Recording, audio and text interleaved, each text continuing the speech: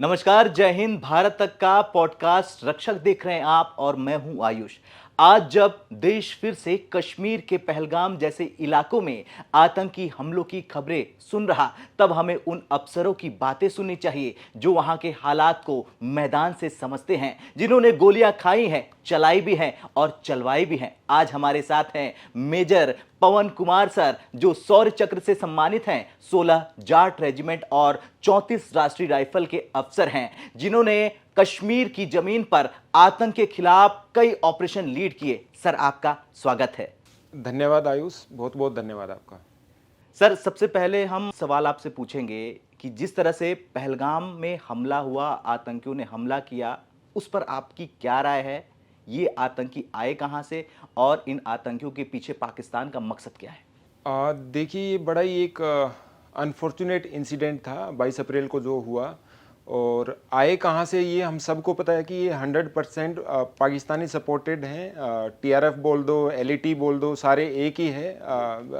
जिसकी जड़ जो है वो मास्टरमाइंड जिनका हम सब बोल रहे हैं वो असीम मुनीर है, जिसने थोड़े दिन पहले ही एक बिल्कुल क्लियर वर्ड्स में बोला था कि कश्मीर एक हमारी जगुलर वेन है और ये हमेशा रहेगी और हिंदू और मुसलमान कभी एक जैसे नहीं हो सकते।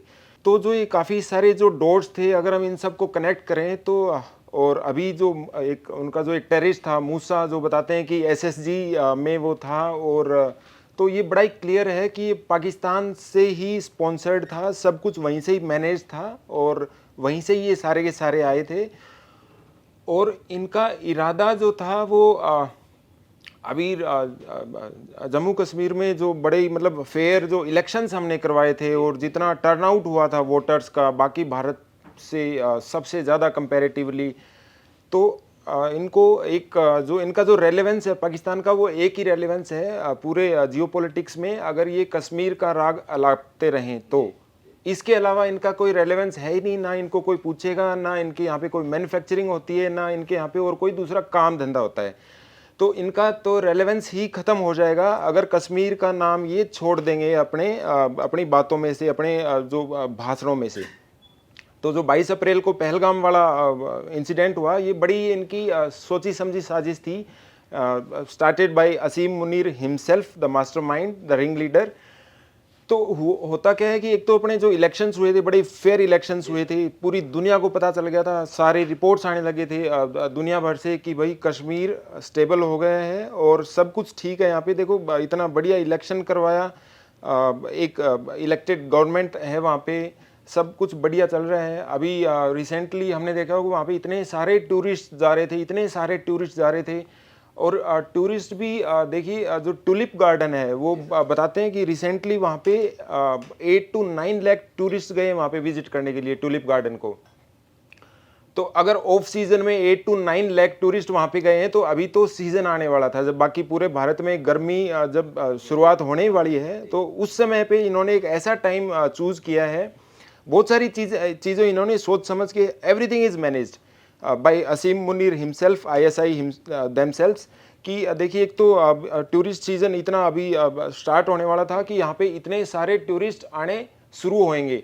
तो एक तो सबसे पहले इन्होंने जो लोकेशन जो चूज करी है पहलगाम वाली, एकदम पीसफुल लोकेशन जहाँ पे कभी कुछ हुआ ही नहीं है, और ताकि कश्मीरियों के मन में ये भरने के लिए, क्योंकि एक दूसरा क्या हुआ था कि अभी इतने सारे टूरिस्ट जा रहे थे ना, तो कश्मीरियों की पॉकेट्स पैसे से भरने लग गई थी। तो कश्मीरियों की पॉकेट्स अगर पैसे से भरने लग गई तो वो क्यों पाकिस्तान की तरफ देखेंगे, तो वो भी मतलब मेन स्ट्रीम में आने लग गए थे। तो सबको लगने लग गया था, बोले ठीक है यार, इतना पैसा कमा रहे हैं हम, सब कुछ अच्छा चल रहा है, तो भाड़ में जाए पाकिस्तान। लेकिन कश्मीर को तो अपना, पाकिस्तान का तो अपना रेलेवेंस खत्म हो जाएगा अगर कश्मीरी ये बोलने लग जाए कि भाड़ में जाए पाकिस्तान। तो ये जानबूझ के उन्होंने एक पहलगाम, एक ऐसी जगह चूज की, टूरिस्ट लोकेशन, और साथ में ही अपना जो धार्मिक कट्टरवाद है वो चेहरा भी एकदम दुनिया को दिखा दिया कि भाई, और जो नई चीज नहीं है, हम सबको पता है कि जैसे सारे लोग बोलते थे कि आतंकवाद का कोई धर्म नहीं होता, लेकिन ये चीज भी एकदम क्लियर उन्होंने कर दी जब पूछ पूछ के उन्होंने मारा एक एक आदमी को। और ओवैसी जैसे खुद बोलने लगे कि भाई हाँ, धर्म है, आतंकवाद का एक धर्म है और एक ही धर्म है। तो ये जो इंसिडेंट है ये बड़ा ही सोची समझी साजिश है असीम मुनीर की। सर सोची समझी साजिश है, लेकिन यहाँ पर मूसा की बात की आपने। मूसा को लेकर कहा जा रहा है कि वो पूर्व एसएसजी कमांडो था पाकिस्तान का, और हमने पहले भी कई बार देखा है कि ये जो भी आतंकी होते हैं वो वेल ट्रेंड होते हैं, लेकिन इस बार ये ऐसा हो रहा कि एसएसजी कमांडो आतंकी की भेष में आता है। तो सर ये कैसे ट्रेंड होते हैं और इनकी क्या विचारधारा होती है? ट्रेनिंग तो देखिए एसएसजी कमांडो हैं, स्पेशल फोर्सेस जो भी हैं उनकी स्पेशल ट्रेनिंग दी जाती है उनको, और ताकि हर एक स्थिति से निपटने के लिए क्विक डिसीजन ले सकते हैं वो लोग। तो उसको अगर किसी आतंकवादी गतिविधि में डायरेक्टली भेजना, उसको प्लानिंग में और सब कुछ उसको इस प्रकार से भेजना, तो बड़ा क्लियर इंडिकेशन है कि ये मतलब कुछ बड़ा चाहते हैं और ऐसे रुकने वाले नहीं है, और मतलब छोटे मोटे डेटरेंस से अभी काम चलने वाला नहीं है। तो आप इनकी ट्रेनिंग की जो पूछ रहे थे, तो जनरली जो एसएसजी के अलावा जो इन जो टेररिस्ट होते हैं उनकी दौरे आम दौरे खास दो टाइप की ट्रेनिंग बताते हैं। इनके जितने भी कैंप्स हैं पीओके वाली साइड में, दौरे आम उनके थोड़ा कम दिन का होता है, 21 दिन का या इस हिसाब से। दौरे खास 3 महीने का होता है। तो दोनों ट्रेनिंग दे के जो इस साइड भेजते हैं। सर ये हमने जान लिया आपसे कि एसएसजी कमांडो जो पाकिस्तान के होते हैं वो कहाँ ट्रेनिंग लेते हैं और उनकी ट्रेनिंग कितने प्रकार की होती है। सर हम यहाँ अगला सवाल आपसे ये पूछेंगे कि अगर जो ये पाकिस्तान ने भारत को उकसाने की कोशिश की, अगर भारत हमला करता है तो पाकिस्तान का हाल क्या होगा, और किस तरह से इस बार भारत हमला कर सकता है आपके हिसाब से? आपकी क्या राय है? देखिए, ये तो बड़ी छोटा मुंह और बड़ी बात हो जाएगी कि किस प्रकार से हमला कर सकता है और किस प्रकार से करना चाहिए। ये हम सबको इसके ऊपर ज़्यादा अपना समय नहीं गंवाना चाहिए। और मेरी एक रिक्वेस्ट है जो बाकी अपने भारतवासी हैं उन सब से भी, कि सेंटिमेंट्स आर ओके। हम सब समझते हैं पब्लिक आउटक्राई, पब्लिक आउटरेज की हमारा टूरिस्ट पे उन्होंने इतना बड़ा नुकसान किया है, इतने लोगों को मारा है। लेकिन यहाँ पे हमारे एक इलेक्टेड गवर्नमेंट है और हम सबको उसके ऊपर भरोसा करना पड़ेगा। हमारी जो सेनाएं हैं, थल सेना, नौसेना, वायु सेना, वो बहुत ही ज़्यादा मजबूत हैं और वो एक प्रबल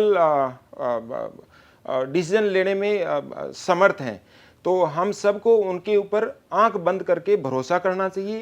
अननेसेसरी ज़्यादा पब्लिक प्रेशर बिल्डअप करने की ज़रूरत नहीं है। उनको पता है कि कब अटैक करना चाहिए और किस टाइप का अटैक करना चाहिए और कहाँ करना चाहिए। नुकसान जल्दबाजी में अगर हम ज़्यादा पब्लिक प्रेशर बिल्डअप करेंगे तो नुकसान होने के चांसेस हमारे भी होते ही हैं, क्योंकि हमारी फ़ौज है, उनके भी घर वाले हैं, और हम इतना जल्दी कोई फैसला लेना इतना आसान नहीं होता।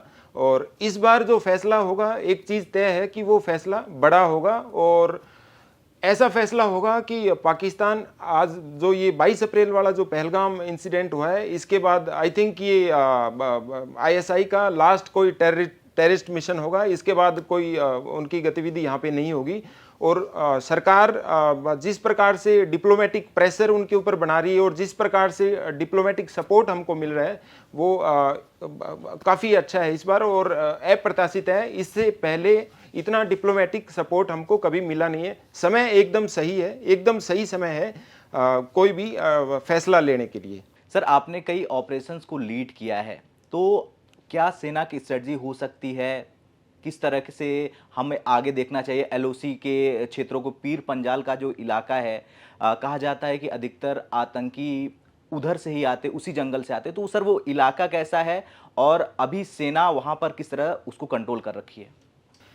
देखिए, सेना का पूरा कंट्रोल है वहाँ पे। और कंट्रोल क्या, मतलब एकदम अच्छे से जैसे सेना रहती है वैसी रह रही है, और लोकल्स को मतलब बड़े अच्छे से जो सद्भावना हम चलाते हैं। तो एक चीज़ मैं और भी बताऊंगा कि जिस प्रकार का ये गतिविधि हुई है, पहलगाम में आतंकवादी हमला हुआ है, तो अभी ओप सद्भावना आई थिंक बंद कर देना चाहिए। ओप सद्भावना की जरूरत नहीं है और आयरन फिस्ट से काम लेना चाहिए, क्योंकि देखिए बिना लोकल सपोर्ट के ना कुछ हो नहीं सकता। पीर पंजाल की भी हम बात करेंगे। बिना लोकल सपोर्ट के आतंकवादी चाहे पीर पंजाल से आते हों, चाहे जम्मू सेक्टर से आते हों, कहीं से भी आते हों, बहुत सारे रास्ते होते हैं, लेकिन बिना लोकल सपोर्ट के कुछ नहीं हो सकता। अब मैं जैसे राजस्थान का रहने वाला हूँ, हमारे गाँव का एक व्यक्ति बिना सपोर्ट के 2 दिन दिल्ली में नहीं रह सकता, भूखा मर जाएगा, उसको रहने की जगह नहीं मिलेगी। तो ऐसे कैसे हो सकता है कि पाकिस्तान से आया हुआ आदमी और पहलगाम जैसी जो फुली सिक्योर एरिया में आगे अटैक कर सकते हैं और इतने दिन दहाड़े पूछ पूछ के लोगों को, धर्म पूछ पूछ के लोगों को मारते हैं। तो लोकल सपोर्ट बहुत बड़े लेवल का रहा और इनका एक बड़ा नेक्सस मिलेगा एनआईए को, इंडियन आर्मी को, और स्पेशली जो राष्ट्रीय राइफल्स के जो लोकल कंपनी कमांडर्स हैं उनको उनका इलाज जिस प्रकार से 90s में करते थे उसी प्रकार से उनका इलाज उनको सॉर्ट आउट करना पड़ेगा। तभी इनके समझ में आएगी कि भाई तुम उनको सपोर्ट करोगे तो तुम्हारा क्या हश्र हो सकता है। दूसरी रही बात पीर पंजाल की, और पीर पंजाल पे हम आते हैं। दूसरी रही बात कि पहलगाम जैसे इलाके में जहाँ पे हम लोग पूछ रहे हैं कि इतनी सारी सिक्योरिटी है वहाँ पे, तो ये इस प्रकार का हमला कैसे हो सकता है। तो देखिए सेना तो है, हर जगह है सेना तो, लेकिन इसका मतलब ये नहीं है कि हो सकता है कि मतलब हर चप्पे चप्पे पे सेना नहीं हो सकती उनका। इसका मतलब ये नहीं है कि कोई इंटेलिजेंस फेल्योर है। इजराइल सबसे बड़ी इंट के मामले में सबसे तगड़ी मानी जाती है। वहाँ पे भी देखिए, हाँ मोसाद, वहाँ पे भी देखिए किस प्रकार से उनके उस इंटेलिजेंस फेल्योर था। तो वो इंटेलिजेंस फेल्योर मतलब हो सकता है, इतनी हर चप्पे चप्पे पे हर एक चीज़ पे नहीं ध्यान रख सकते। और लोकल सपोर्ट अगर इस लेवल का है तो आप किस किस पे विश्वास करेंगे और कितना आप इंटेलिजेंस के ऊपर भरोसा करेंगे। तो अकेला सिक्योरिटी फोर्सेस को ऐसे बोलना कि इंटेलिजेंस फेलियर था, ये बिल्कुल ही गलत है। मेन अगर लोकल इतने ज़्यादा आप अगर टेररिस्ट को सपोर्ट करेंगे तो इंटेलिजेंस भी और सेना भी आपका कहाँ तक मदद उसमें सक्षम हो पाएगी। पीर पंजाल देखिए एक ऐसा क्षेत्र है जहाँ पे विजिबिलिटी बहुत कम है, अंडरग्रोथ बहुत ज़्यादा है और टूटी फूटी ऊपर पहाड़ियाँ हैं, तो रास्ते हैं वहाँ से, लेकिन ज़्यादातर जो मेरे हिसाब से जितनी भी जो क्रॉसिंग होती है वो जम्मू सेक्टर से होती है। जी, तो सर आपने स्थानीय जो नागरिक हैं उनकी बात की कि बिना घर के भेदी कोई ना कोई होगा ही होगा। सर उन्हें पहचाने कैसे हम? जो ओवरग्राउंड वर्कर्स होते हैं उन्हें हम कैसे पहचानें? पहचान तो देखिए जो अपने राष्ट्रीय राइफल्स की जो कंपनी कमांडर्स हैं ना, उनको सब तरीके पता हैं। उनको थोड़ी सी और आज़ादी देनी पड़ेगी। उनको सब पता है कि किसको कैसे पहचानते हैं और उनको हर एक आदमी की एक एक चीज़ का पता होता है। तो हम थोड़ी सी सद्भावना के चक्कर में उनकी ज़्यादा मदद करने लग गए थे, लेकिन जिस प्रकार का अभी हमला हुआ है तो वो सब हमको हटाना पड़ेगा। और पहचान देखिए पता चल जाता है आदमी का कि कौन किसकी तरफ है।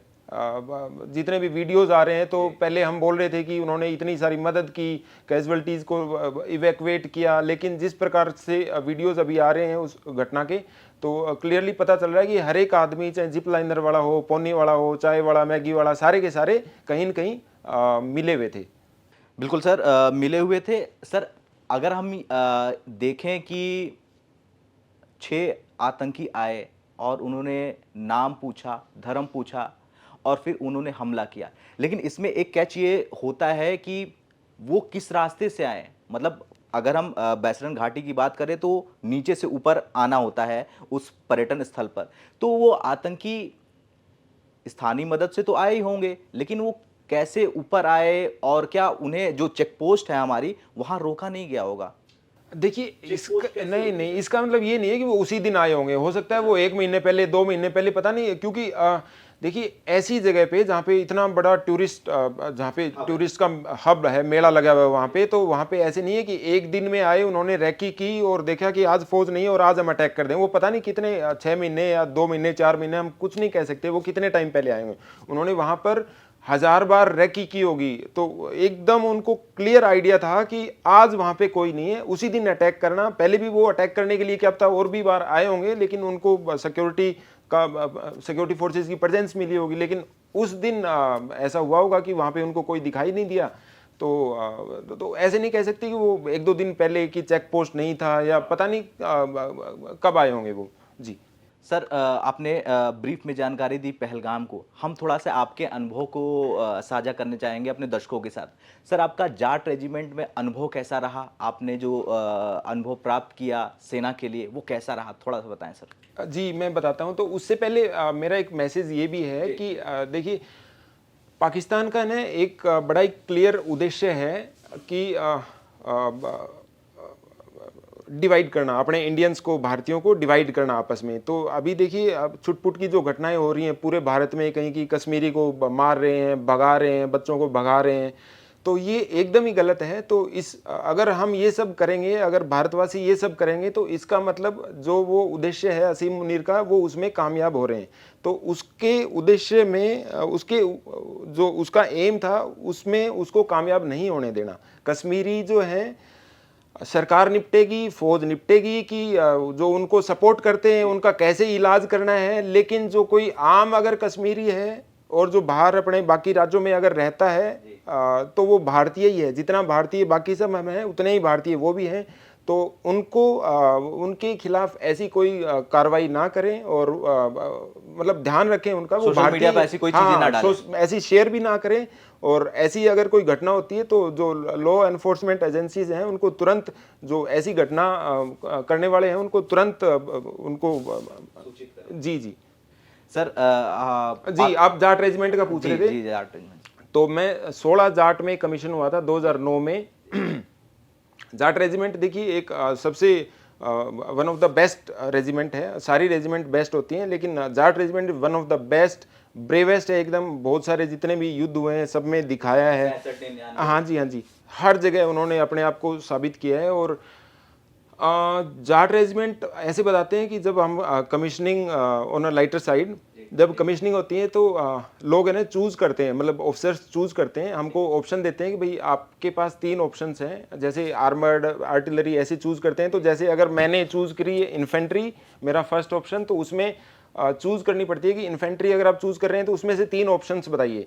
तो हम बताते हैं अपने चॉइस के हिसाब से कि भाई सबसे पहले मेरे को जाट रेजिमेंट, राजपूत रेजिमेंट, राजरीफ या मराठा, सिखलाई, सिख, पंजाब, ऐसे ऐसे अलग अलग ऑप्शन देते हैं। तो ऑन अ लाइटर साइड ऐसे बताते हैं कि जाट रेजिमेंट कभी कोई चूज नहीं करता है। तो किसी का भी पहला ऑप्शन जाट रेजिमेंट नहीं होता है, क्योंकि सबको ऐसे लगता है कि भाई जाटों के बीच में फंस गए तो पता नहीं हाँ, कि उनको कमांड करना बड़ा ही मुश्किल होता है, क्योंकि एक तो लगते सब एकदम लंबे चौड़े तगड़े हाइट होती है, और बोलने में एकदम ऐसे एकदम अक्खड़ लगते हैं। तो पता नहीं, बोले यार इनको मैं कैसे कमांड करूँगा। लेकिन और अच्छा, कमीशनिंग के बाद जब जैसे लोग वहाँ पे जाते हैं तो उनका नज़रिया चेंज होता है, उनको पता चलता है यार ये they are the sweetest people on earth, सबसे स्वीटेस्ट, सबसे पोलाइट। अब ठीक है, बोलने का जेनेटिकली जिस इलाके से आते हैं, खेती किसानी करते हैं, थोड़े रगड होते हैं, तो इस कारण से I myself being a Jat, और मैं राजस्थान का रहने वाला हूँ, तो ये मेरे लिए सबसे बेस्ट रहा कि मैंने जो मेरा पहला ऑप्शन था वो जाट रेजिमेंट दिया था, और आई गोट द जाट रेजिमेंट। बिल्कुल सर, जाट रेजिमेंट के बारे में आपने बताया। हम यहाँ पर थोड़ा सा आपके एक किस्से के बारे में, ऑपरेशन के बारे में जानना चाहेंगे। उस रात क्या हुआ था जब पीओके से आतंकी आए और आप उन आतंकियों के सामने आ गए? वो कहानी, वो किस्सा सर बताएं दर्शकों को। जी, सो ये मैं वहाँ पे 34 राष्ट्रीय राइफल्स में था। 34 राष्ट्रीय राइफल्स उस टाइम पे उड़ी में डिप्लॉयड थी, लाइन ऑफ कंट्रोल पे। अभी 34 राष्ट्रीय राइफल्स सोपियां कुलगाम में है। तो उड़ी में एलसी के ऊपर जब हम डिप्लॉयड थे, तो उड़ी सेक्टर में 2016 में पाकिस्तान ने अपने उड़ी जो गैरिजन था उसके ऊपर एक अटैक किया था, जिसमें अपने 16-17 जवान शहीद हुए थे, बिहार के और डोगरा रेजिमेंट के। 6 बिहार और डोगरा रेजिमेंट थी। तो ये 2016 में हुआ था उड़ी गैरिजन वाला अटैक। 2016 के बाद उड़ी, जनरली उड़ी को जो माना जाता है ना, उसको पीस बाउल बोलते हैं। कि जनरली क्या होता है, जितने भी जो हायर रिजेस है ना, वहाँ पे गुज्जर बकरवाल रहते हैं। तो गुज्जर बकरवाल हमारी तरफ जो प्रो आर्मी ज़्यादा हैं, तो हमारी तरफ अलाइन ज़्यादा रहते हैं, और अच्छे लोग हैं। अच्छे मतलब हम कह सकते हैं कि वो अच्छे लोग हैं। तो उड़ी में ज़्यादा ऐसा कोई घटना कभी होती नहीं है। जब अटैक होते हैं तो बड़े अटैक होते हैं। जब 2016 वाला अपने ऊपर आर्मी गैरिजन के ऊपर अटैक हुआ था, तो उसके बाद सर्जिकल स्ट्राइक हम लोग करके आए थे अपनी स्पेशल फोर्सेस 2016 में ही, सितंबर में। उसके बाद उड़ी थोड़ा सा हॉट हो गया था, तो we were also part of that same brigade जहाँ पे उड़ी वाला हमला हुआ था। उड़ी थोड़ा सा हॉट हो गया था कि उड़ी के जो अक्रॉस जो हमारे गांव थे, वहाँ पे काफ़ी सारी गतिविधि ऐसे मतलब हमको मूवमेंट्स पता चलती थी। हायर इंटेलिजेंस जो आर्मी हेडक्वार्टर से आती हैं, जो लोकल हमारे सोर्सेज होते हैं, तो कि जब हम जो इंट थी वो आपस में अगर कोरोबोरेट करते थे तो काफ़ी कुछ गतिविधियां ऐसी चल रही थी अक्रॉस जो हमारे की जो परली तरफ के जो गांव हैं अक्रॉस द बॉर्डर, हाँ पाकिस्तान में जी। तो एक ऐसा मतलब सीन बन रहा था कि उन मूवमेंट से ना काफ़ी हाई प्रोफाइल उनके जो टेररिस्ट थे उनकी मूवमेंट्स पता चल रही थी, और स्पेशली जो मेरा वाला जो एरिया ऑफ रेस्पॉन्सिबिलिटी थी उसके अक्रॉस ही ऐसे कुछ हाई प्रोफाइल जो टेररिस्ट थे उनकी मूवमेंट्स हम डिटेक्ट कर पा रहे थे। तो पता ये चल पा रहा था कि जो सर्जिकल स्ट्राइक करके आए थे तो उसका भी कोई बड़ा बदला वो लेने की फिराक में है, आतंकी कि हम लोग जो सर्जिकल स्ट्राइक करके आए थे तो उसका बदला कुछ वो लेने की फिराक में है। तो ये जनरली ऐसा नहीं हुआ था कि ऑपरेशन एकदम हो गया था, हमारे वाला ऑपरेशन भी एकदम हो गया था, तो उसके पीछे भी बहुत सारे मतलब तैयारियां होती हैं, बहुत सारी ट्रेनिंग होती है। तो ये जब हम सर्जिकल स्ट्राइक अपनी टीम करके आई थी 2016 में, और हमारे वाला ऑपरेशन हुआ था ठीक उसके 1 साल बाद में 2017 में। तो ऐसे ही एक बार सितंबर 2017 में हमारे वाले ऑपरेशन के थोड़े दिन पहले हमको एक बड़ी मतलब तगड़ी सॉलिड इंट ये मिली थी कि एक बड़ा ही हाई प्रोफाइल मतलब लाइक कि सैयद सलाउद्दीन का right hand left hand type है ना, हाफिज सईद का left hand right hand type, इस लेवल का बंदा एक पाकिस्तान अपने हिंदुस्तान में कश्मीर में वापस एंट्री करने वाला है। क्योंकि यहाँ पे क्या हो रखा था, कश्मीर में ना एक वॉइड आ रखा था इनकी लीडरशिप में, जो हिजबुल मुजाहिदीन लश्कर तोयबा की लीडरशिप में वॉइड आ रखा था। उसी टाइम पे ये बुरहान वानी वाला इंसिडेंट भी हुआ था।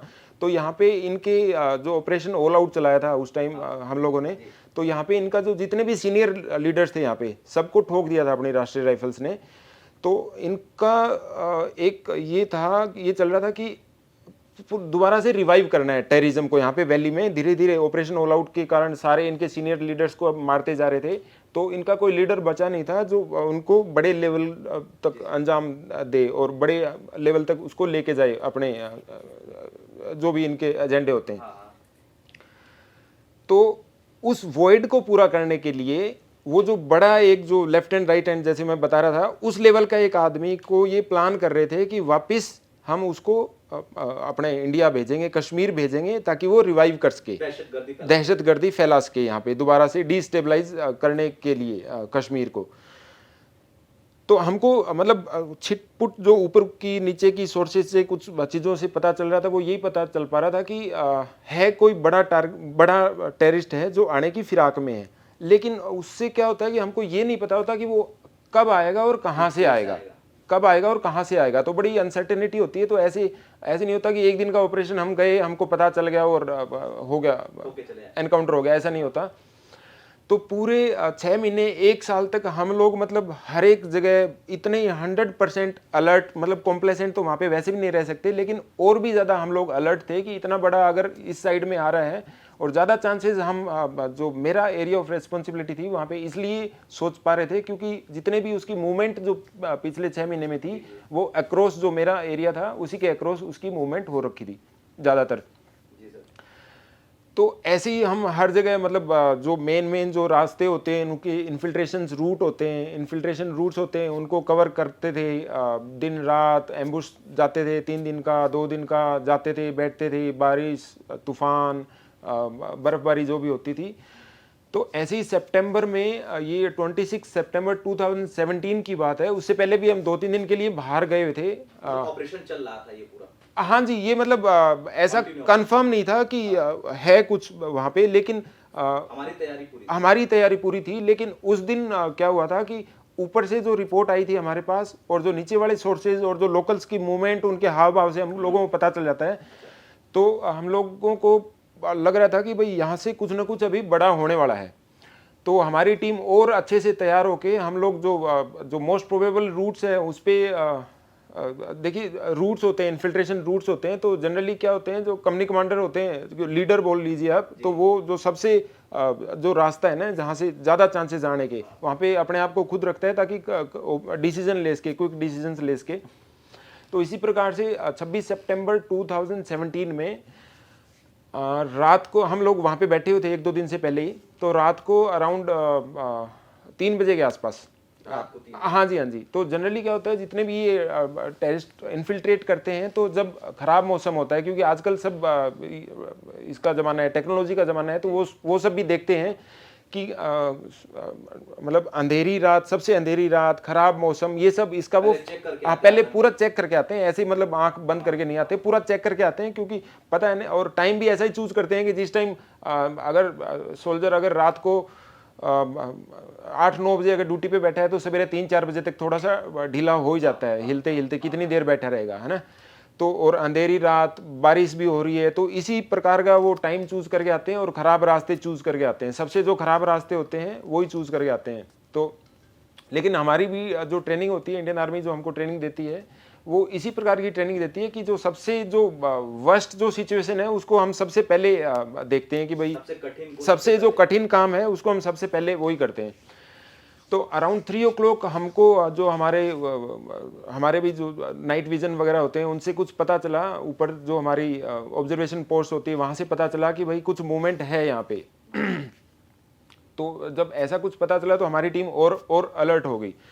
तो 3 बजे के आसपास ही थोड़ा टाइम ऊपर नीचे होगा, तो पता चला कि वहाँ पे ना कुछ मूवमेंट है, मतलब पत्तों की आवाज़ आ रही है। तो चाहे बारिश हो रही हो, चाहे कुछ भी हो रही हो, फौजियों को ना बड़ी मतलब लगातार एक ही एक काम करते करते, अगर एक ही जगह बैठे हैं हम लगातार, तो वहाँ के हर एक चीज़ का जो वातावरण है, जो वहाँ का जो एम्बियंस है, उसका हर एक चीज़ का पता चलने लग जाता है कि भाई इस टाइप के पत्ते के ऊपर अगर किसी ने पैर रखा है, तो यहाँ पे आदमी का ही पैर होगा। ये ऐसे नहीं कि कोई भालू होगा, स्नो लेपर्ड होगा, या और कोई जानवर होगा। तो ये ट्रेनिंग होती है, और एक्सपीरियंस से ज़्यादा पता लग जाता है इस चीज़ का।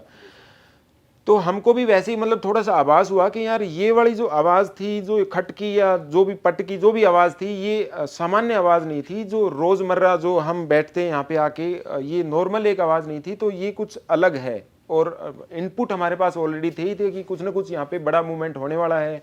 हमारे जो ओपी था, ऑब्जर्वेशन पोस्ट वाला, उसने भी बताया था कि क्लियर नहीं हुआ था, लेकिन उसने बताया था कि कुछ ना कुछ मूवमेंट हुआ है। वो उनको इस चीज़ से पता चल जाता है, क्योंकि जितनी भी क्रॉसिंग होती है तो करवाती तो पाकिस्तान आर्मी है। तो पाकिस्तान आर्मी के जो संतरी होते हैं, तो उनकी जो मूवमेंट होती है, जनरली हमको डेली पता होता है कि भाई वो किस प्रकार से खड़ा है, वहाँ से अगर पोस्ट छोड़ के गया तो क्यों गया है वहाँ पे, रात को 3 बजे अगर उनके 2 फौजी और दिखाई दे रहे हैं तो क्यों दे रहे हैं। इन सब चीज़ों को, सारी चीज़ों को हम एनालाइज करते हैं, और क्विक डिसीजंस लेते हैं कि हाँ मूवमेंट अगर होने वाली है, तो जो पुराने जो हम जो देख रहे थे, एनालाइज जो कर रहे थे, इंट जो कोरोबोरेट कर रहे थे, इनपुट्स, जी जी, तो वो आवाज़ है ना धीरे धीरे और मतलब हमको और क्लियर होती गई, भाई यहाँ पे कुछ ना कुछ तो अलग है, जो हम रोज़ नहीं देख पाते थे। तो धीरे से जो हमारी टीम होती है, हम वहाँ पे स्मॉल टीम्स में ऑपरेट करते हैं। स्मॉल टीम्स यानी कि 8 बंदों की हो सकती है, 6 बंदों की हो सकती है। वो ऑपरेशन के हिसाब से हम अपनी टीम फ्लेक्सिबिलिटी होती है कर लेते हैं सेट आउट। तो उस दिन जो मेरा बड्डी जो बैठा था, तो उसको मैंने धीरे से एल्बो लगाई। हमारे मतलब वहाँ पे बोलते तो है नहीं, क्योंकि जैसे ही बोला या कुछ ऐसा कुछ आवाज़ की, तो हो सकता है हमारे ऊपर फायर आ जाए। तो हमारी प्री डिटरमिन्ड कोड्स होते हैं, हैंड सिग्नल्स होते हैं, जेस्चर्स होते हैं, तो उससे हम लोगों को आपस में पता होता है कि मतलब कुछ सही है, गलत है, क्या है, मूवमेंट है, क्या है। तो मैंने मेरे बड्डी को जैसे ही एल्बो लगाई, तो उसने जैसे ऐसे सबको, पूरी टीम को अलर्ट कर दिया कि भाई मूवमेंट है। तो थोड़ी देर बाद वो चीज़ एकदम क्लियर हो गई कि भाई यहाँ पे है, कोई न कोई मूवमेंट है। जैसे ही वो मूवमेंट और क्लियर होती गई, तो हमको एकदम एक क्लियर पिक्चर हमारे सामने आ गई। हम थोड़ा सा ऊपर बैठे थे, हमारे मतलब क्लियर था। जब वो मूवमेंट और क्लियर हो गई, तो हमको पता चला कि कोई न कोई है, और उसके पीछे रक्सैक टाइप का है। तो थोड़ी सी हम वो एक उसका जो चित्र है, वो अपने दिमाग में बना पा रहे थे। तो लेकिन फिर मैंने मेरी टीम को, मतलब प्री डिटरमिन्ड हमारे कोड्स हैं, उनसे बताया कि हम इसके ऊपर फायर नहीं करेंगे। एक बार ये अकेला है, इसके पीछे 1 है, 2 हैं, 3 हैं, जितने भी हैं, हम इनको पूरा हमारी रेंज में आने देते हैं, हमारे पास जो हमारे हथियार होते हैं, ताकि इतना अच्छा मौका है, और उनको हम वापस ना भागने दें या आगे ना चले जाएं कहीं पे भी टियर 2 में।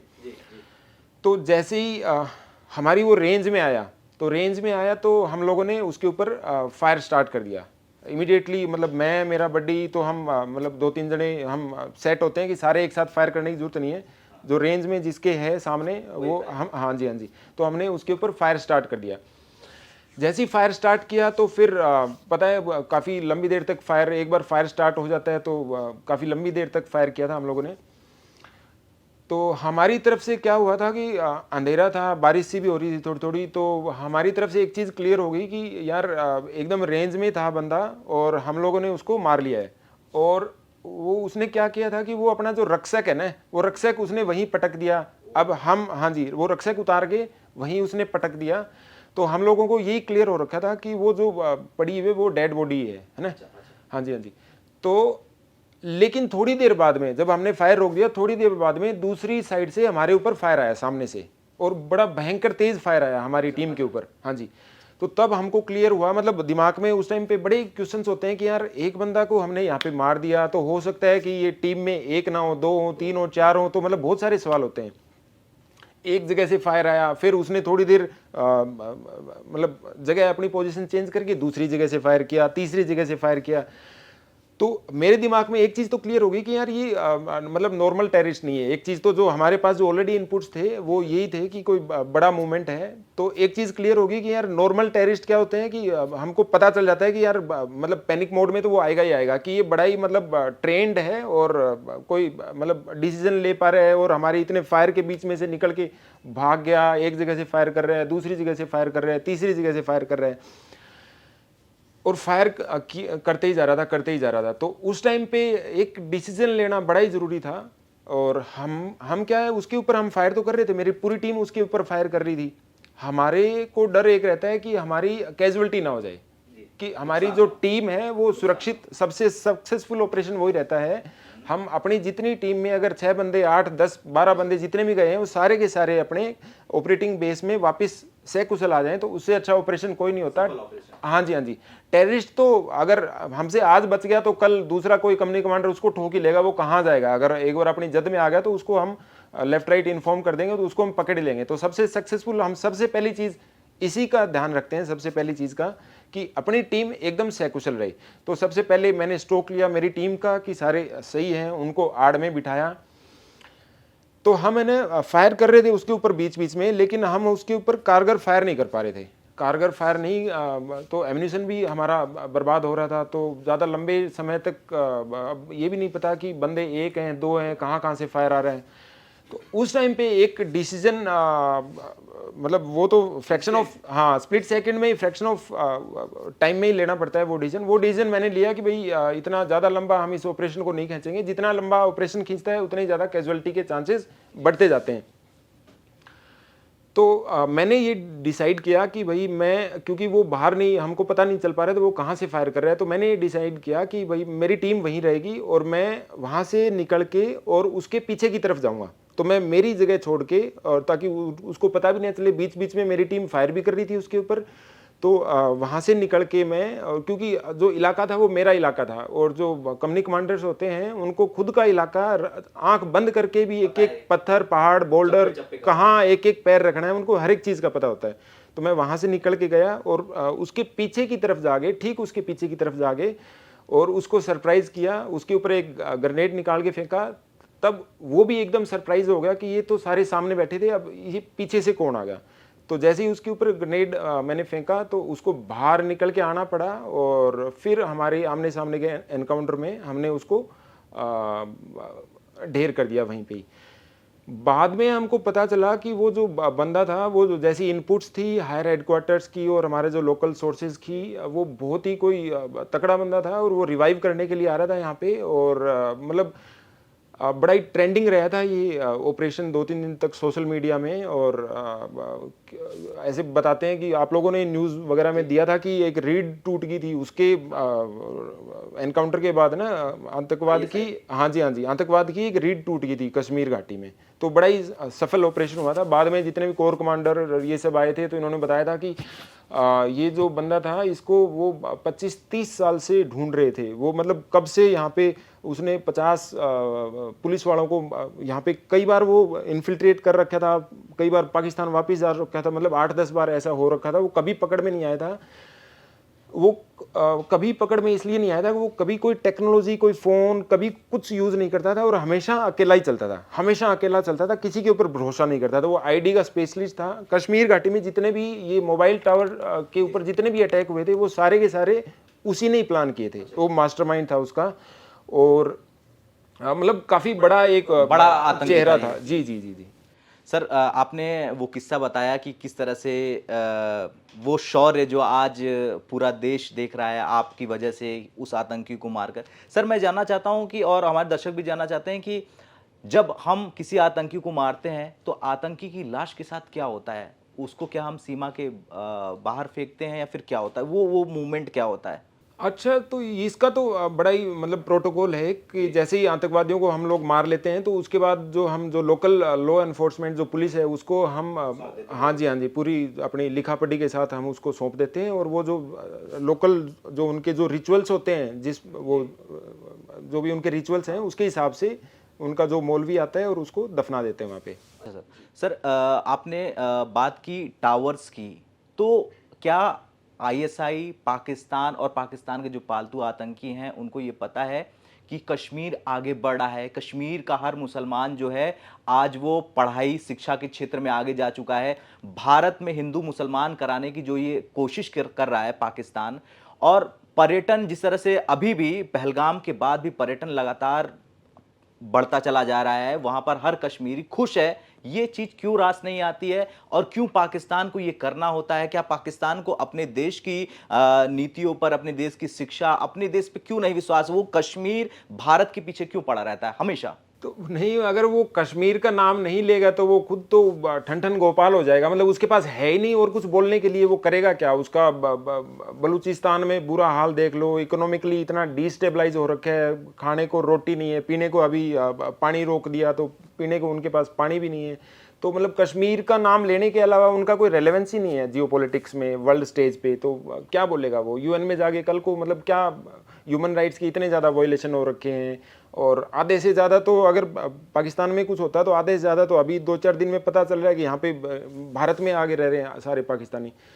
तो कश्मीर का तो उसको परमानेंट मतलब वो कभी वो एग्जिस्टेंस अगर उसका ख़त्म हो जाए तभी कश्मीर का नाम उसके मुंह से ख़त्म हो सकता है। अदरवाइज़ तो कश्मीर का नाम तो हमेशा रहेगा ही। और ऐसा मतलब पॉसिबल नहीं है। हम तो एक बड़ी डिप्लोमेटिक मतलब वो डेमोक्रेटिक कंट्री है। हम ऐसा कभी कुछ करेंगे नहीं कि वो ख़त्म हो जाए, एकदम जड़ से ख़त्म हो जाए। हालांकि करना चाहिए लेकिन करेंगे नहीं, वो अलग मजबूरियां हैं। कश्मीर तो मतलब उसका हमेशा रहेगा ही रहेगा। इसके अलावा उनके पास कोई ऑप्शन ही नहीं है। बोलते रहेंगे, जीवन भर बोलते रहेंगे, तो उसी से उसको पैसा मिलता है, उसी से ही सब कुछ उसको मिलता है। तो बस, लेकिन अभी अगर भारत को करना चाहिए तो उसको और ज़्यादा डिस्टेबलाइज करना चाहिए जितना ज़्यादा हो सके। चारों तरफ से उसको जो फ्रैक्चर टैक्टिक्स होती है ना, फ्रैक्चर टैक्टिक्स अपनानी चाहिए उसको। जितना ज़्यादा फ्रैक्चर उसको करेंगे तो ताकि वो जीवन भर पैनिक मोड में रहे और दोबारा दिमाग में उसके आए नहीं, उसके पुश्तों के भी ना आए, इमोशनल बिल्कुल भी ना हो। बच्चे, लेडीज जो भी आए सामने, सबको फ्रैक्चर, सबको ठोकना चाहिए, सबको लाइन बना के ठोकना चाहिए, तभी उनके दिमाग में कुछ न कुछ आएगा। नहीं तो धार्मिक कट्टरवाद का नुकसान उनकी खुद की जनता तो झेल ही रही है। हमारे कश्मीर में भी वो ये डिवाइड जो करना चाहता है, जिस प्रकार से पहलगाम में उन्होंने बस जो एजेंडा जो दिखाया है कि धर्म पूछ पूछ के मारना, तो हम सबको पता है कि इसका एजेंडा है क्या। सर एलओसी पर आपने कई बार, आप एलओसी पर ज़्यादातर रहे हैं, तो सर जब भी सीज फायर होता है तो पहले कौन तोड़ता है? जो फायरिंग आती है उसका कैसे जवाब दिया जाता है? देखिए, हम तो एक बड़ी प्रोफेशनल आर्मी है, इंडियन आर्मी बड़ी प्रोफेशनल आर्मी है। और ये अपने जितने भी पुराने युद्ध हुए हैं उन सब से सबको पता है, पूरी दुनिया को पता है। कारगिल की लड़ाई में तो स्पेशली जब उन्होंने अपनी डेड बॉडीज़, अपने सोल्जर्स की डेड बॉडीज़ लेने से मना कर दिया था, तो किस प्रकार से पूरे सम्मान के साथ हम लोगों ने उनको दफनाया, उनकी रिचुअल्स के साथ उनके सोल्जर्स को। तो एक चीज़ तो क्लियरली पता है कि हमारी जो आर्मी है वो एकदम ही प्रोफेशनल आर्मी है, और उनकी जो आर्मी है वो एकदम ही नॉन प्रोफेशनल आर्मी है। हमने 3-4 दिन पहले देखा था कि उनके जो एक डिप्लोमेट थे, डिफेंस डिप्लोमेट, लंदन में किस प्रकार से अभिनंदन की फ़ोटो लगा के और चाय का कप लेके, मतलब how can even they behave like that. मतलब मतलब हमारी गली के गैंग, जैसे गैंग हाँ, होती है ना, छोटे तो बच्चों की गैंग जो हाँ, गली के होते तो हैं। उससे अच्छा तो जो लॉरेंस बिश्नोई की गैंग है वो बेटर बिहेव करती होगी पाकिस्तान आर्मी से, तो जी।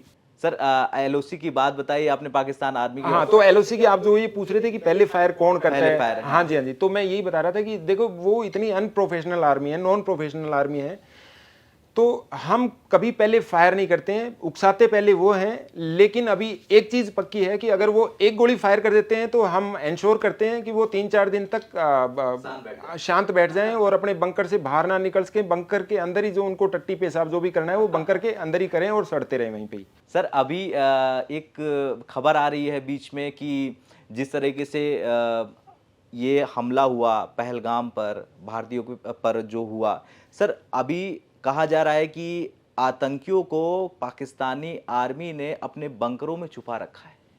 और यहाँ तक कि सर वो फ्लैग जो है पाकिस्तान का जो फ्लैग है उन्होंने उतार रखा है अपने चेक पोस्ट से। उस पर क्या कहेंगे सर, किस तरह से डरा हुआ है पाकिस्तान? जी, ये तो मतलब पैनिक मोड है और मोदी जी ने बड़ा ही उनको कंफ्यूज करके छोड़ दिया है कि बोले करेंगे क्या, करेंगे कब करेंगे, तो ये बड़ा ही मतलब सुपर पैनिक मोड है उनकी तरफ से। और मतलब तैयारी कर रहे हैं वो अपनी कि लास्ट जो 2-4 दिन है वो बंकर के अंदर बैठ के कैसे न कैसे निकाल लें।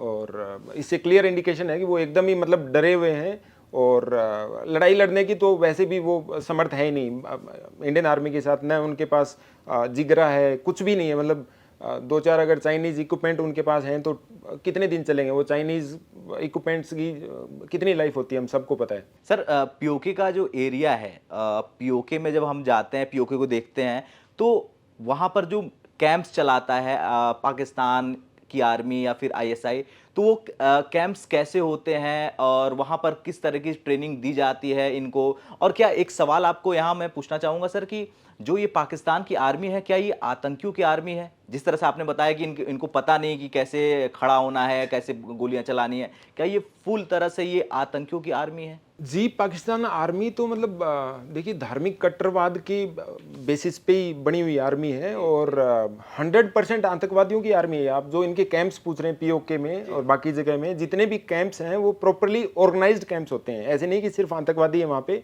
उनकी प्रॉपर वहाँ पे ये जो पाकिस्तान आर्मी के इंस्ट्रक्टर्स होते हैं वहाँ पे, इनको ट्रेनिंग देते हैं। जो टेररिस्ट होते हैं इनको ट्रेनिंग देते हैं जिहादियों को कि किस प्रकार से बहुत सारे ऐसे वीडियोस हैं अपने अपने पास कि उनमें क्लियरली वो ट्रेनिंग देते हैं कि किस प्रकार से आप लोगों को जो फेंस काटनी है, किस प्रकार से क्रॉस करना है, किस प्रकार से गर्दन काटनी है लोगों की, उनकी अपने भारतीय सैनिकों की।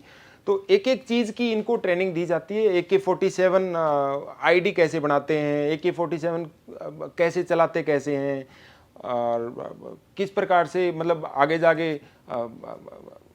लोगों से संपर्क करना है, किस प्रकार से जो भारतीय सेना मिल जाए तो उससे बचना है। तो हर एक चीज़ की इनको प्रॉपर ट्रेनिंग दी जाती है। सर हाफिज सईद एक नाम है, पाकिस्तान उसको हीरो बुलाता है, भारत उसको हम सब उसको दुश्मन बुलाते हैं। तो कल एक फोटो आपने भी देखी होगी, काफी वायरल हो रही है हाफिज सईद के घर की, और उस घर के बाहर पाकिस्तानी सेना है, पहरा दे रही है, डर का माहौल है। इस पे क्या कहेंगे? हाफिज सईद को कब उसका काम तमाम होगा? देखिए हाफिज सईद का तो काम तमाम हो जाएगा, लेकिन हाफिज सईद से पहले जो बड़ा मास्टरमाइंड है असीम मुनीर ना, असीम मुनीर का, हाँ मुल्ला असीम मुनीर है, उसका इलाज जरूरी है। तो वो तो आप मतलब पता नहीं इतने दिन से कहाँ पे गायब हो रखा है, कहीं दिखाई नहीं दे रहा। तो हाफिज सईद हो चाहे कोई हो, पूरे पाकिस्तान में ही डर का माहौल है। जाएंगे बच के कहाँ जाएंगे? अब चाहे कितना ही पहरा दे दो, जाएंगे कहाँ पे? सर हाफिज सईद की बात कर रहे थे, तो हाफिज सईद पे आपका क्या कमेंट है? नासूर है एक, और मतलब क्या ही बोलें उसके लिए, नासूर है, पाकिस्तानियों के लिए भी नासूर है, हिंदुस्तान के लिए तो है ही है। और मतलब क्या ही बोलेंगे उसके ऊपर, सरगना है। सर जो पाकिस्तानी हमें इस वक्त देख रहे हैं, उनको आप क्या मैसेज देना चाहोगे कि उनका जो माइंड वॉश किया है? क्योंकि पाकिस्तान की जो सीनेट है, जो संसद है, वहाँ से भी एक स्टेटमेंट अभी कल ही आता है कि पहली ईंट हम बाबरी पर रखें। उन्होंने राम मंदिर को बाबरी बोल रखा है, तो उस पर आपका क्या कुछ कहना है सर? ये सब बकवास कर रहे हैं ऐसे ही, और उनको भी पता है कि कहीं कुछ होने वाला कुछ है नहीं। वो और दूसरी बात कि पाकिस्तान के लोगों के लिए जो मैसेज वो यही है कि जो बचा हुआ तुम्हारा 2-4 दिन 10-15 दिन का जितना भी जीवन है वो अच्छे से नान खाओ, और उसके बाद इंडियन आर्मी आने वाली है तुम्हारे घर तक और तुमको अच्छे से सबक सिखाएगी इस बार। सर मेंटेलिटी जो शाहिद अफरीदी, आपने क्रिकेटर का नाम सुना होगा, आजकल काफ़ी ट्रेंडिंग में है शाहिद अफरीदी। वो लगातार कश्मीर पर भी बयान देते हैं और इंडियन आर्मी पर भी उसने एक बयान दिया था। उसने अब ऐसा बयान है कि मैं बोल भी नहीं सकता हूँ। तो उसने जो बयान दिया है इंडियन आर्मी के खिलाफ, उस पर आप क्या कुछ कहेंगे? उसने पहलगाम को लेकर भी जोड़ा कि इंडियन आर्मी ऐसी है वैसी है। उस पर आप उस शाहिद अफरीदी को क्या कहना चाहेंगे? बड़ी शर्म आती है कि देखिए शाहिद अफरीदी हमको आज से नहीं हमेशा से ही पता है कि एक आतंकवादी है। कोई पाकिस्तान के लोगों का कोई धर्म नहीं होता, चाहे क्रिकेटर हो, चाहे फिल्म स्टार हो, चाहे कोई भी हो। मैं इस चीज़ को अभी 1 साल 2 साल 3-4 साल से उठा रहा हूँ और बड़ी मजबूती से उठा रहा हूँ कि हर एक पाकिस्तान का हर एक आदमी आतंकवादी है, चाहे अफरीदी हो, चाहे अफरीदी का बाप हो, चाहे अफरीदी का बेटा हो, चाहे उसकी बहन हो, सारे के सारे आतंकवादी हैं। तो इनके साथ बड़ी शर्म की बात है कि हम लोग देखिए क्रिकेट खेलते हैं उनके साथ, किस प्रकार से वाघा बॉर्डर पे नौटंकी करते हैं और जनता डीजे बजा के वहाँ पे नाचती है। तो ये सब नौटंकी है ना, इस बार ऐसी बंद होनी चाहिए कि जीवन भर के लिए, हमेशा के लिए बंद हो जाए। क्रिकेट मतलब ये सारी चीज़ एक साथ नहीं चल सकती। जो फिल्म है, बिजनेस है, ट्रेड है, वो सब कुछ बंद होना चाहिए। हाँ जी, हाँ जी। और शाहिद अफरीदी सबको पता है क्लियरली एक टेररिस्ट है। और सबसे बड़ी शर्म की बात तो ये है कि कुछ लोग यहाँ पे बैठे हुए उसको अपना दोस्त समझते हैं। शाहिद अफरीदी का जो कजिन था सर, उसको मार गिराया था, हमने मार गिराया था, इस वजह से शायद वो कमेंट कर रहा है। क्या ऐसा भी कुछ है? आतंकी था वो शाहिद अफरीदी का। अगर उसका वो कजन आतंकी नहीं होता तो भी वो एक आतंकी है। वो बाकी के जो उसके पूरे टीम वाले हैं वो सारे के सारे आतंकवादी हैं। जो पाकिस्तान की टीम यहाँ पे आई थी हैदराबाद में और कब पिछला खेल खेलने आई थी, सबसे पहले तो हमको उनको अलाउ नहीं करना चाहिए था। दूसरा देखिए अलाउ किया तो चलो अफरीदी का तो वो आतंकी है, इसलिए वो खुद वो मतलब हम कह सकते हैं कि वो आतंकवादी है, उसका घर वाला घर में कोई आतंकवादी है। लेकिन वहाँ पे यहाँ पे जब आए थे हैदराबाद में तो उनका कोई एक खिलाड़ी था, मैं तो नाम नहीं जानता इनके, वो चाय की फ़ोटो के साथ इंस्टाग्राम पे उसने अपनी रील लगाई थी। मतलब सारे के सारे एक जैसे ही हैं सर। खेल हो, क्रिकेट हो, मतलब ये जो पाकिस्तानी है उनकी एक ही सोच है, आतंक। ये टेररिज्म इनके दिमाग में भरा पड़ा है। अलग अलग प्रकार का जिहाद फैला रहे हैं, सब अपना अपना रोल निभा रहे हैं और अलग अलग प्रकार का जिहाद है। एजेंडा सबका एक ही है। सर इस वक्त हम देख रहे हैं कि भारत पूरी तरह से एक्टिव हो चुका है। रशिया, इजराइल, फ्रांस, अमेरिका सब भारत के साथ खड़े हैं। मुस्लिम देश भी, सऊदी अरब, यूएई, कतर, सभी भारत के साथ खड़े हैं। तो पाकिस्तान में तबाही क्या तय है? और क्योंकि कोई सपोर्ट नहीं करेगा, कोई फंडिंग नहीं आएगी, तो कैसे होगा? ज़्यादा अगर टाइम लगाएंगे तो चीज़ें ठंडी होती जाएंगी। तो तबाही तो निश्चित है, तय है। और अपनी जो सरकार है वो सक्षम है, अपनी सेनाएं सक्षम है तबाही लाने के लिए पाकिस्तान के अंदर। सपोर्ट तो देखिए इससे ज़्यादा सपोर्ट क्या ही मिल सकता है कि अफ़गानिस्तान भी कंडेम कर रहा है कि भाई ये हाँ, तालिबान भी कंडेम कर रहा है कि ये जो हुआ वो गलत हुआ और हम भी भारत के साथ खड़े हुए हैं। तो इससे बड़ी बात और क्या ही होगी। तो अभी समय है, यही समय है और यही सही समय है तबाही लाने के लिए पाकिस्तान के अंदर। सर इजराइल की जो सेना है और इजराइल के जो लोग हैं वो हमेशा भारत के साथ खड़े होते हैं। वो किसी भी मोड में रेडी रहते हैं। हमने जो पाकिस्तान में स्ट्राइक्स की थी उसमें भी कहीं ना कहीं इजराइल के वेपन का इस्तेमाल किया था।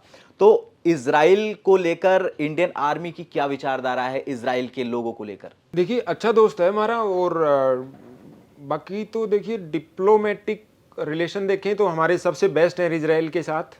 लेकिन उनको अभी अगर कल को कुछ होता है तो हमको 100% सपोर्ट करना पड़ेगा और तभी हम मानेंगे कि भाई है हमारे साथ हमेशा के लिए। रशिया और अमेरिका और इन सब का तो कोई दीन धर्म है नहीं, कुछ नहीं कह सकती किसके साथ खड़े होंगे, किसी का कोई भरोसा नहीं है। जी सर, किसी का कोई भरोसा नहीं है, लेकिन इजराइल का भरोसा है, आपका कहना है। सर हम यहाँ पर अभी फिर एक एरिया की बात करेंगे, बलूचिस्तान। बलूचिस्तान एकदम टूट रहा है, अभी प्रोटेस्ट लगभग 10 दिन से लगातार चल रहे हैं। सिंध प्रांत बनाने की पूरी सिंधी जो है वो अलग होना चाहते हैं, उस पर क्या कुछ कहेंगे आप? क्योंकि जो बलूच के लड़ाके हैं कहीं ना कहीं कभी 41 पाकिस्तानी सैनिकों को मारते हैं, कभी कुछ, ये हर दिन की खबरें आती रहती है। तो ये क्या जब वो बलूचिस्तान नहीं संभाल पा रहे तो ये कश्मीर की तरफ क्यों देख रहे हैं, और इनका उद्देश्य क्या है? देखिए, बलूचिस्तान का तो अलग होना निश्चित है, तय है। ये चाहे किसी एस्ट्रोलॉजर ने बताया हो, नास्त्रोडेमस ने चाहे ना बताया हो, लेकिन ये 100% है कि 2025 के अंदर अंदर ही पीओके भी हम वापस लेंगे, बलूचिस्तान भी अलग होगा और 2-3 टुकड़े और होंगे पाकिस्तान के। ये 100% तय है ही है। बलूचिस्तान बड़ी एक स्ट्रेटेजिक लोकेशन है, बड़ी स्ट्रेटेजिक लोकेशन है, और वो हमको मतलब हमको कोशिश करनी चाहिए जितने ज़्यादा सपोर्ट हम उनका कर सकते हैं। पाकिस्तान एम्बेसी जो भारत में है, कुछ लोगों उनको वापस भेजा है, लेकिन अभी सही समय है कि हम उनको रिकॉग्नाइज करें, बलूचिस्तान को। उनकी जो एम्बेसी है उसके ऊपर से पाकिस्तान का झंडा फाड़ के फेंक दें और वहाँ पे BLA बलूचिस्तान का झंडा हम वहाँ पे लगाएं और रिकॉग्नाइज करें। वो हम जो पाकिस्तान एम्बेसी को ज़मीन दे रखी है, वो बलूचिस्तान के जो जितने भी लीडर्स हैं उनको वहाँ पे बिठाएं, और मतलब हर एक लेवल पे हम कोई हर एक साइड में मल्टी डायमेंशनल गेम अभी पाकिस्तान के साथ हमको खेलना पड़ेगा। सर, अब बांग्लादेश पे अगर हम आए तो बांग्लादेश भी आजकल कहीं ना कहीं स्टेटमेंट दे रहा है भारत को लेकर। अभी हाल में एक स्टेटमेंट आया था, काफ़ी मज़ेदार स्टेटमेंट था कि कश्मीर को लेकर भारत पाकिस्तान के बीच हम मध्यस्थता कराने के लिए तैयार हैं। उसको आप कैसे बताना चाहेंगे? मतलब ऐसे तो कोई कुछ भी बोल सकता है। मतलब मैं भी बोल सकता हूँ कि एलोन मस्क को भाई आपको कल को कोई ज़रूरत हो तो आप मुझे बताना, मुझे भी थोड़ा बहुत टेक्नोलॉजी का पता है। मतलब ऐसे तो किसी के बोलने से क्या ही फ़र्क पड़ता है। बच्चे चला रहे हैं वहाँ पे, सरकार रील बना रहे हैं उनकी गाड़ियों में बैठ के, तो क्या ही मतलब उनका तो कोई है नहीं, कुछ अस्तित्व नहीं है, तो कुछ भी बोलने से कुछ फ़र्क नहीं पड़ता। मतलब जियोपॉलिटिक्स लेवल पे स्ट्रेटेजिकली उनका जीरो है अभी एग्जिस्टेंस। मोहम्मद यूनुस को लेकर सर आप क्या कहेंगे? वो जब चीन गए थे वहाँ उन्होंने स्टेटमेंट दिया था कि जो 7 सिस्टर्स है उस पे उन्होंने बयान दिया था। मोहम्मद यूनुस को आप कैसे देखते हैं? एक आप कह सकते हैं कि उनको अवार्ड मिला था, तो क्या नोबेल पुरस्कार वाला शख्स इस तरह से बयान दे सकता है भारत के लिए? और नोबेल पुरस्कार और ऑस्कर तो पता नहीं, नोबेल पुरस्कार, यूनाइटेड नेशंस और जितने भी ये सर्वे रिपोर्ट वेस्टर्न कंट्रीज से, अमेरिका से या कहीं से भी ये सब आती है ना, ये सारे के सारे फर्जी हैं।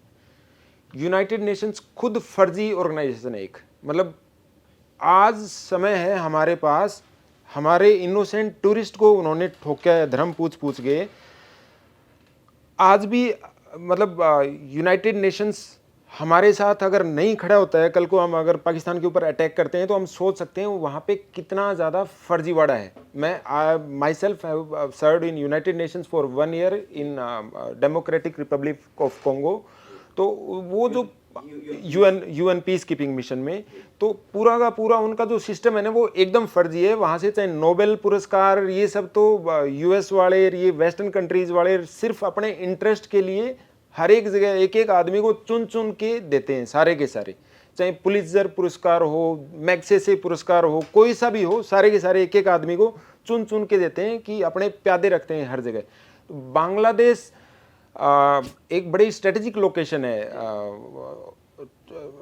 तो जिस प्रकार से जो साउथ चाइना सी को अगर हम ब्रॉडर एस्पेक्ट में देखें कि उसका रेलेवेंस बढ़ता जा रहा है, तो अमेरिका का बड़ा ज़रूरी है वहाँ पे, यूएस का बड़ा ज़रूरी है वहाँ पे कुछ ना कुछ एग्जिस्टेंस होना बांग्लादेश के अंदर। तो मोहम्मद यूनुस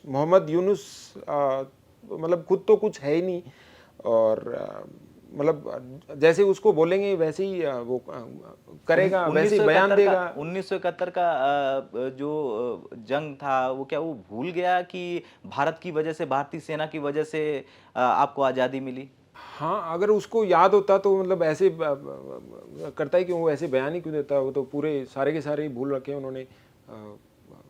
एहसान फरामोश तो हैं ही ये सारे के सारे। ये जो खेल हो रहा है, क्या आपको लगता है इसके पीछे चाइना है? और अगर भारत पाकिस्तान में वॉर हो जाती है, भारत तो अकेला ही पाकिस्तान को निपटा सकता है, लेकिन चाइना क्या सपोर्ट करेगा या फिर नहीं करेगा, आपका क्या कहना है? चाइना तो 100% सपोर्ट करेगा पाकिस्तान को, 100% सपोर्ट करेगा। तो हम इसलिए जल्दबाजी जो पब्लिक आउटरेज है वो पब्लिक को प्रेशर बिल्डअप नहीं करना चाहिए इंडियन आर्मी के ऊपर या बाकी सेनाओं के ऊपर।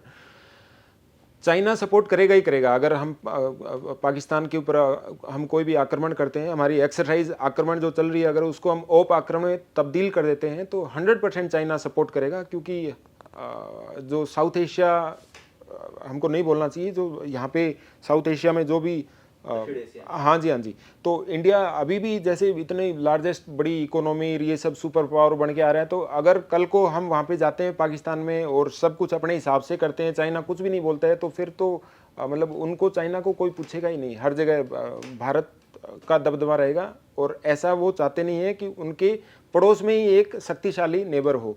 तो ये हमेशा से ही चाइना फर्स्ट की पॉलिसी उनकी हमेशा से ही रही है। और अभी जैसे जो पता चला है पहलगाम में जो जितने भी टेररिस्ट आए थे वो सारे के सारे उनके पास चाइनीज़ सैटेलाइट यूज़ कर रहे थे, चाइनीज़ इक्विपमेंट उनके पास सारे के सारे मिले। तो सपोर्ट इनडायरेक्टली हो सकता है इसमें भी, हमको इस समय तो नहीं बोलना चाहिए, लेकिन आगे आने वाले टाइम पे जैसे इन्वेस्टिगेशंस होंगी तो पता चलेगा कि इनडायरेक्टली क्या पता चाइना भी लिंक्ड हो इसमें, और सपोर्ट 100% करेगा। और हमको जो अपनी पूरी रणनीति है वो पूरे सोच समझ के बनानी चाहिए, इसलिए थोड़ा टाइम लगाना ज़रूरी है, और ताकि डिप्लोमेटिक जितना ज़्यादा सपोर्ट हम और ज़्यादा कर सकें, प्रेशर बिल्डअप कर सकें पाकिस्तान के ऊपर। सर देखा जाता है कि पाकिस्तान को कहीं ना कहीं चाइना चला रहा है, चाहे वो बलूचिस्तान में खनन हो या फिर कुछ और हो। तो क्या इस वक्त जो पाकिस्तान है वो गुलाम बन चुका है चाइना का पूरी तरह से? क्योंकि हमने देखा कि जब चीनियों पर हमला हुआ था, इंजीनियर्स पर, तो उसके बाद भी इन्होंने माफ़ी मांगी, शहबाज शरीफ तक जाके वहाँ जिनपिंग के सामने माफ़ी मांग के आया था।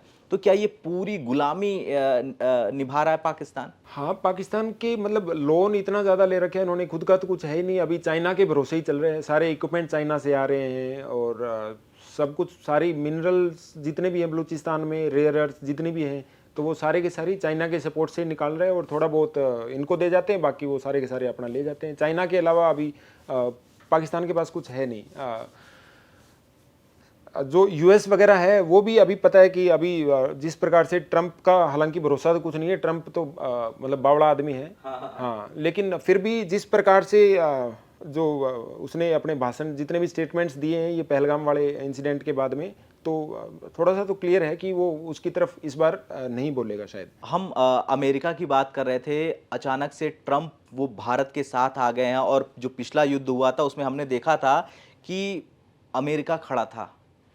आज जो है अमेरिका भारत के सपोर्ट में आ रहा है। तो क्या आप नहीं, भारत की सपोर्ट में अगर आता ना तो अभी तक तो उसको सैंक्शन लगाने चाहिए पाकिस्तान के ऊपर, नहीं तो हम कैसे मानेंगे? मान के ना चले कि वो भी ना सपोर्ट ना में नहीं ना आया। ना, नहीं तो देखो ट्रंप तो उसको तो बोलते हैं कि वो फायर करता है, 1 सेकंड में फायर करता है, तो वो तो ऐसा आदमी 1 सेकंड में फायर करता है। तो अभी तक इतने दिन हो गए तो उसने एक सैंक्शन नहीं लगाया, और नहीं तो वो 1 सेकंड में दुनिया के ऊपर सैंक्शन लगा देता है पाकिस्तान को। अभी तक तो उसको अपने घुटनों पे ला देना चाहिए था सैंक्शन लगा के।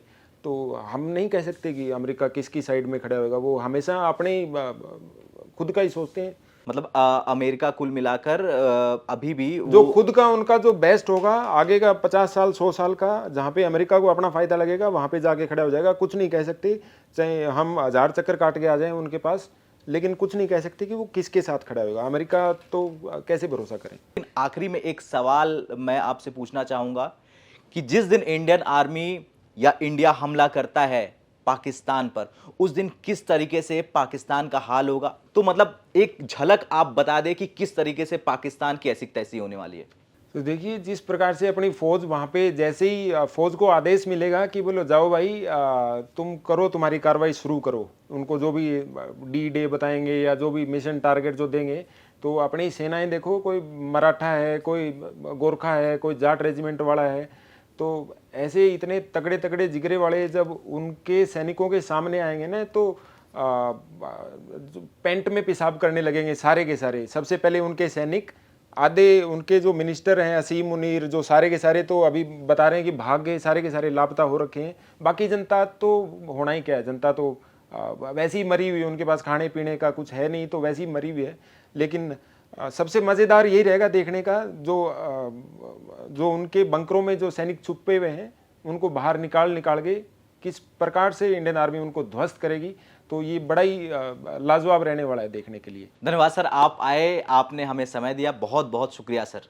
थैंक यू सो मच, बहुत बहुत धन्यवाद सर, आपकी बातें सिर्फ सेना के एक अफसर की जुबानी कहानी नहीं थी, बल्कि एक ऐसी आवाज थी जो हमें याद दिलाती है कि सरहद पर तैनात जवानों की सोच, संघर्ष और समझ कितनी गहरी होती है। पहलगाम हो या उरी हो, कश्मीर हो या फिर कारगिल, हर जगह एक ही नाम गूंजता है, भारतीय सेना का। अब आप जैसे अफसरों की वजह से हम सभी सो पाते हैं चैन से। आपका अनुभव, आपकी स्पष्टता और आपकी देशभक्ति हर सुनने वाले के दिल में घर कर गई है। मेजर सर, आपका बहुत बहुत धन्यवाद इस पॉडकास्ट में हमारे साथ शामिल होने के लिए और हमें वो सुनाने के लिए जो किताबों में नहीं लिखा था। दर्शकों से बस यही कहूंगा कि सेना सिर्फ वर्दी नहीं होती, वो सोच होती है जो जान देकर भी पीछे नहीं हटती। मिलते हैं अगले एपिसोड में एक और रियल हीरो की कहानी के साथ। तब तक के लिए जय हिंद, वंदे मातरम।